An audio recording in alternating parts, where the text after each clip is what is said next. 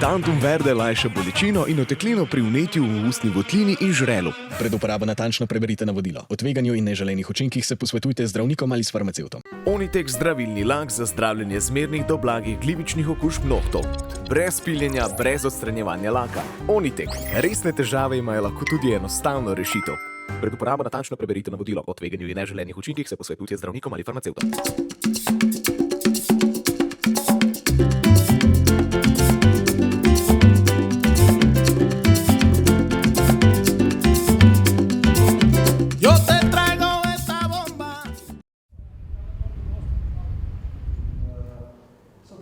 Manjše ukrepe naredili z komisije, ampak tisti nek neko rdeča nit 2017. Nam je pa nepopravljivo škodo naredilo že leta 2014.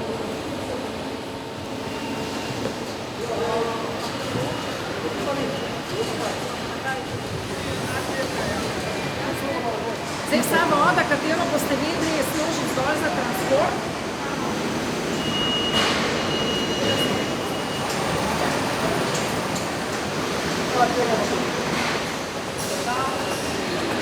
Če veste, kaj je v redu, kaj ni v redu, Ja. vidite in to je to. Ta še preživi, ne? Robota na koncu, pogože, kroži.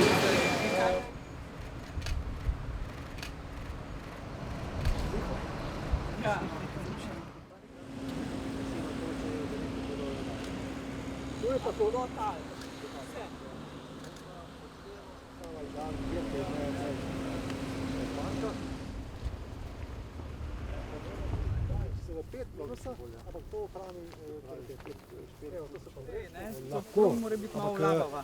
To je posebna plastika z dodatkom oglja, ne? In to oglje daje porožnost. In tole Ta je sicer delno poškodovan, ampak to ni več prvi radar, ne? Ja, gotovo, ne? Čeprav ta se bo zarasla nazaj. Ja, ampak zdaj, ni ki še prvi voda, radar ne, več. ampak bo- 6 celo, 7-krat. Na noč, ko rešujemo, pade približno 35 do 40 litrov na kvadratni meter. Lepega dežja. Se pravi, tudi to je dodana vrednost.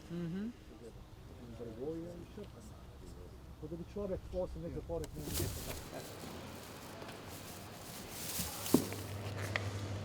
So taki naše bogatstvo. Lokalen proizvod. Našega partnerka, ki mi vozimo sadje in sušenje, je Petrovče. Tantum verde lajša bolečino in oteklino pri vnetju v ustni votlini in žrelu. Pred uporabo natančno preberite navodilo. O tveganju in neželenih učinkih se posvetujte z zdravnikom ali s farmacevtom. Onitek zdravilni lak za zdravljenje zmernih do blagih glivičnih okužb nohtov. Brez piljenja, brez odstranjevanja laka. Onitek. Resne težave imajo lahko tudi enostavno rešitev.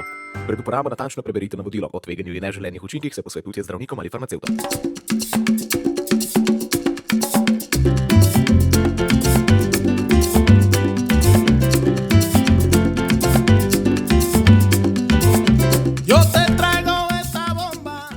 Pozdravljeni na izjavi po obisku predsednice Republike dr. Nataše Pirc Musar v Krškem, natančneje v podjetju Eurosat. Najprej bo izjavo podala gospa predsednica, tu tudi direktor podjetja in pa še župan občine Krška, predsednica. Izvolite. Najlepša hvala, Nejc.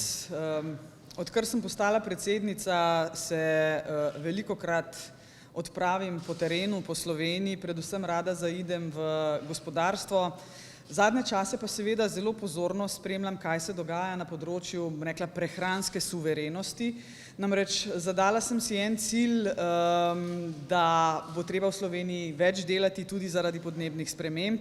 Vsi skupaj ugotavljamo, da so včasih kakšni postopki zelo zbirokratizirani v Sloveniji, da ni neke kohezije, neke sinergije tudi med samimi kmeti in potem prodajalci in proizvajalci pridelkov iz sadja. Kot predsednica bi si želela poenotiti mogoče te dobavne verige. Oktobra bomo v predsedniški palači oziroma na Brdu organizirali forum na temo prehranske suverenosti, zato se tudi toliko srečujemo v teh dneh s proizvajalci oziroma tudi kmeti. Kar bi pa rada povedala, je pa še tole. Bila je toča pred nekaj dnevi, neurje. Na tem mestu seveda zahvala vsem, ki so pomagali odpravljati posledice neurja, slovenski policiji, slovenski vojski, vsem kmetom, tudi proizvajalcem, ki imajo kapacitete za proizvodnjo sadja in zelenjave.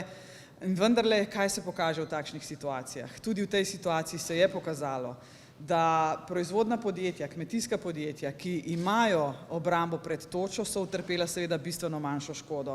Mislim, da bi se morali vsi kmetje počasi v Sloveniji začeti zavedati, da ujme so dejstvo, mimo tega v prihodnosti ne bomo več pobegnili in da je treba delati na preventivi, torej na varnosti.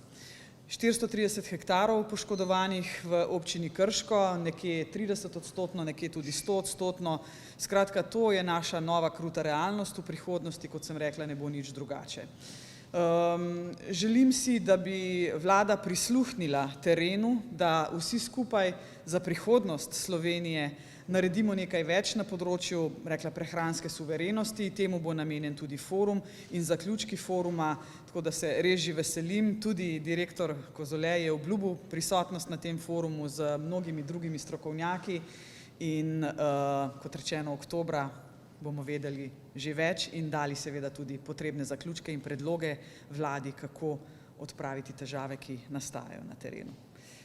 Mislim, da je podjetje Eurosat lahko zgled mnogim, namreč kar v 90% protitočne mreže in to je tisto, kar je njim rešilo pridelek, ne nazadnje obstoj delovnih mest, prodaja na trgu, 90% ni malo. In še nekaj je v Eurosadu zelo pomembno in tu seveda številke rastejo za samo namakanje in opraševanje, oziroma oroševanje, mislim, da se pravilno reče. Skratka, to je nekaj, kar je tudi potrebno pogledati v kmetijstvu, da se pridelek ohrani. Oroševanje je nekaj, kar še ni povsem razvito, tudi pri vas, če vem, so številke tam nekje proti 40% prihajate, ampak to je bistvo. Niso torej samo ujme, kot so veter, toča, imamo potem suše, namakanje, imamo pozebo, oroševanje.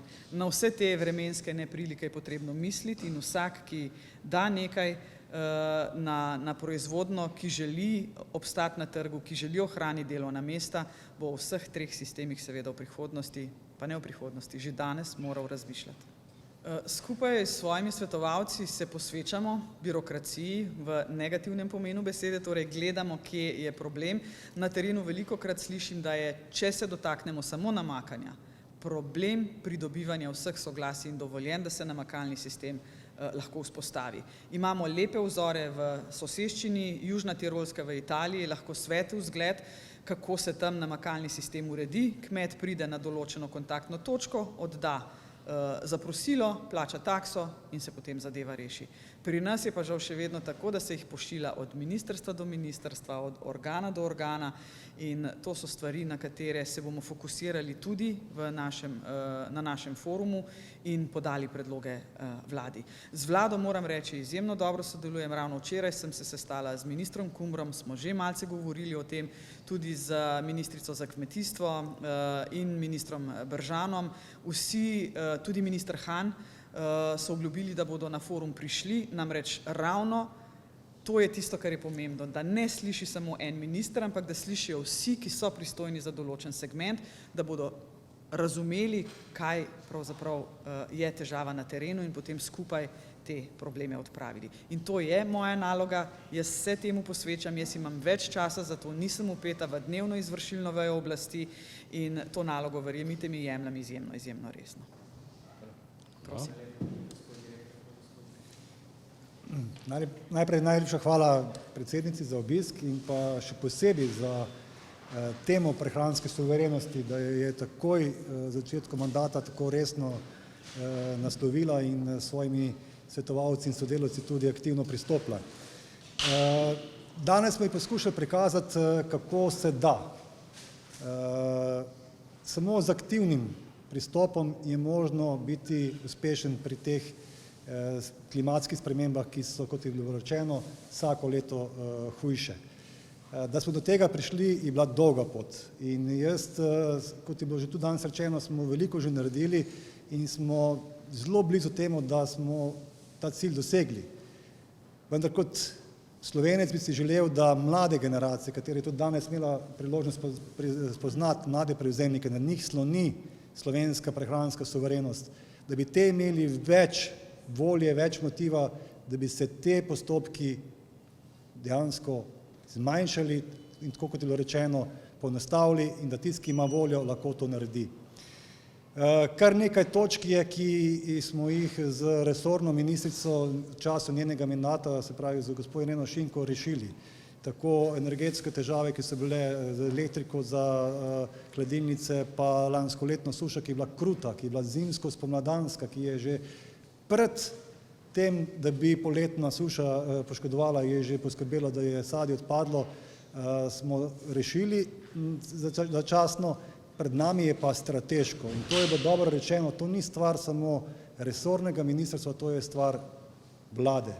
Ukolikor želimo najprej ustaviti strm padec slovenske samooskrbe na področju sadja, je treba ta sektor rešiti in ga na nek način odmakniti iz splošnih razpisov, kajti v zadnjih 8 letih po ruskem embargu, ki je pustil trajne posledice za celotno evropsko sadjarstvo, je Slovenija dodatno doživela še hude naravne nesreče, 4 uradne, verjetno bo letos 5, vmes pa 3, ki tudi niso bila dobra leta in zato potrebuje okrevanje sadjarstvo.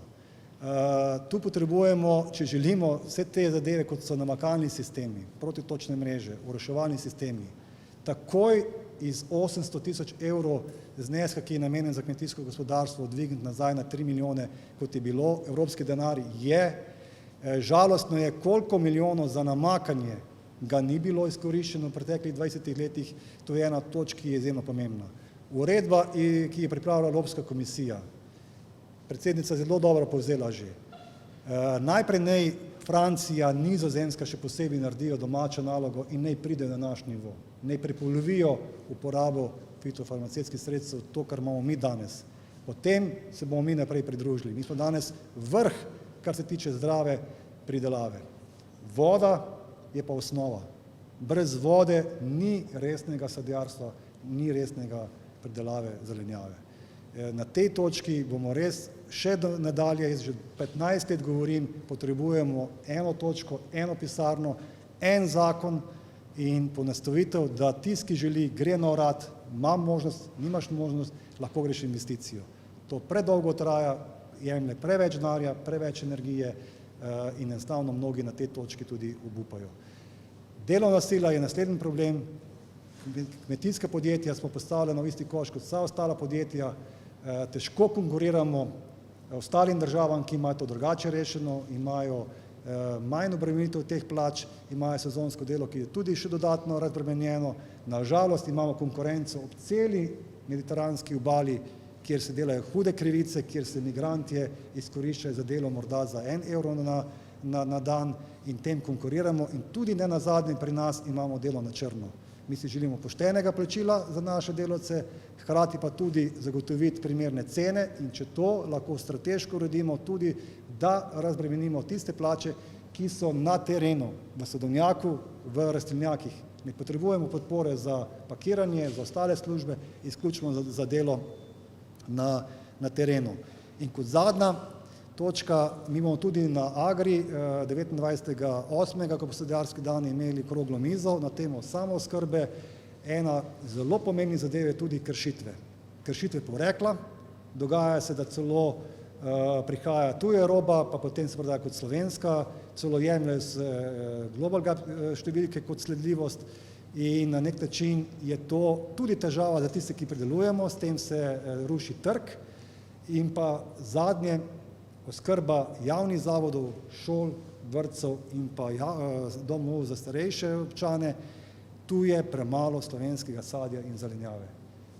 Neki podatki sicer smo danes pred kratkim dobili od ministrstva, da zadeva ni tako slaba, vendar če povem, da naša skupina, ki je največja v Sloveniji, niti odstotek ne proda v javne zavode, je mizerna, tudi od ostalih večjih, ne vem potem, kdo je tisti, ki zalaga slovensko sadje in zelenjavo. Tu vidimo velik prostor, da bi lahko naredili velik korak naprej, tako za pridelovalce, še bolj pa za te, ki bojo to sadje in zelenjavo dobili, kajti zaključim, da imamo v Sloveniji vrhunsko sadje in zelenjavo najvišje kakovosti za zdravje potrošnika na najvišjem nivoju in strateškim pristopom lahko ta padec ustavimo oziroma potem tudi v naslednji fazi dvignemo. Tudi naša zgodba Eurosada je šla v to smer, zmanjšujemo jabolka in širimo ostale sadne vrste, s kooperanti širimo nabor zelenjave, krompirja in skrbimo, da se ta trend padanja samooskrbe v Sloveniji ustavi. Zato se še enkrat zahvaljujem, z veseljem bom pristopil tem forumu in naprošam tudi ostale, da naredijo vse, kar je v njihovi moči, da obrnemo in strateško dvignemo slovensko samooskrbo sadja in zelenjave. Hvala. Ste imeli zdaj zaščito pred točo, se poznajo rezultati, verjetno poškodbe so bile na zaščiti mreže. Minimalne, tako da ni vredno besed, največ škode imamo na strehi, tam, kjer ni sončnih celic, je par lukenj, ampak to ni vredno besed, ko gledamo slike tisti, ki jim je resnično uničilo ne samo pridelek, mnogim tudi še kako leto naprej. Ker niso imeli mrež. Ja. Tudi določene mreže, no morda da povem, so dejansko tiste, ki so kot streha, so res prava zaščita. Mi imamo en manjši kompleks, kjer je mreža preko drevesa, ker so pač terase in tam je pridelek uničen. Ampak govorim res hektar, dva, kar za nas v tej masi ni veliko, tam, kjer imamo pa sistem spostavljen, ni škode, veliko večja škoda je zaradi pozebe. Smo od leta 2005 šli v aktivno zaščito, se pravi mreže, samo en del še imamo nepokritega, mislim, da v roku 2 let še to ne bo več, še govorim nekih starih sodenjakih hrušk, imamo z nekega razloga še tisto. Mislim, da je bolj primeren za to, kakšen drug strokovnjak. Jaz pač nisem strokovnjak za razbijanje teh celic, tako da bi težko komentiral. Je pa žal to naključje, da se ravno pri nas zgodila ta celica, ki je potem šla, danes sem bral, preko 4 držav, ne, še preko Hrvaške, Madžarske, Srbije, Romunije, ki je trajal več kot 15 ur, tako da žal, prej je bilo rečeno v strani predsednice, te zadeve se bojo pojavljajo, se pojavljajo in se tudi bodo. Leta 2015 je bila Slovenija v 53% samooskrbna s sadjem. Potem je ta odstotek začel strahovito padati, kot je direktor rekel, zaradi kriz, ki so se začele dogajati na globalnih trgih. Lansko oziroma predlansko leto smo prišli na 21%, lansko leto so pa podatki že nazaj na 29%, govorim samo za sadje. In izjemno pomembno je, da se bomo začeli počasi približevati tistim 50%, kar pomeni, da bo samooskrba oziroma ta prehranska suverenost boljša. Toliko sem prej pozabila povedati. Hvala. Tantum verde lajša bolečino in oteklino pri vnetju v ustni votlini in žrelu. Pred uporabo natančno preberite navodilo. O tveganju in neželenih učinkih se posvetujte z zdravnikom ali s farmacevtom. Onitek zdravilni lak za zdravljenje zmernih do blagih glivičnih okužb nohtov. Brez piljenja, brez odstranjevanja laka. Onitek. Resne težave imajo lahko tudi enostavno rešitev. Pred uporabo natančno preberite navodilo. O tveganju in neželenih učinkih se posvetujte z zdravnikom ali farmacevtom.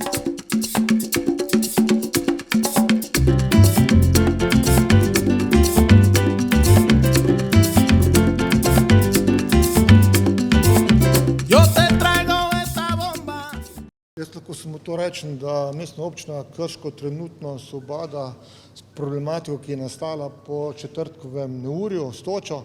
Kot je že predsednica rekla, 430 hektarjev je kmetijskih površin, seveda pa tukaj so tudi pomembna, ne smemo mimo tega, da so ogrožena stanovanja oziroma stanovanjski objekti, da so poškodovane strehe, da so strehe razkrite tudi na več stanovanjskih stavbah, da je uničenih en kup nepremičnih sredstev, se pravi avtomobilov.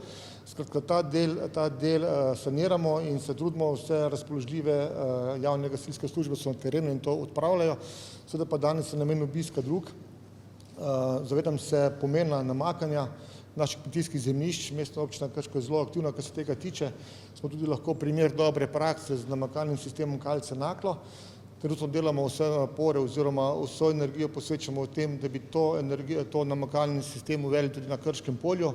Imamo neomejen kapital, reko Savo, ki teče tu zraven in imamo dovoljenje na podlagi državnega prostorskega načrta hidroelektrarne Brežice, da lahko črpamo 4 kubične metre na sekunde te vode, kar pomeni za naše kmetovalce, ki bi ki bodo pristopili k temu projektu, super vir za njihovo povečanje proizvodnje.